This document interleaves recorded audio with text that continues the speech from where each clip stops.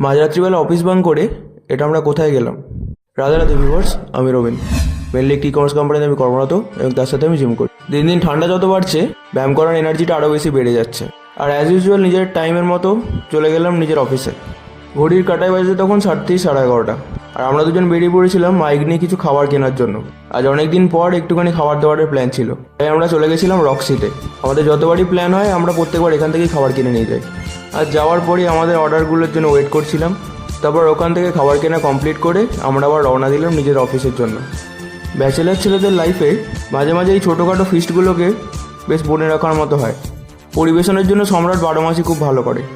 যাই হোক, তো খাওয়া দাওয়া শেষ করে আমরা পুনরায় আবার কাজের মুডে ফিরলাম।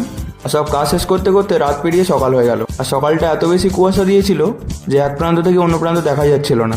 তো আজকের মতো বাড়ি ফিরলাম। তোমরা প্রত্যেকে খুব ভালো থেকো আর প্লিজ আমায় ফলো করো। হরে কৃষ্ণা।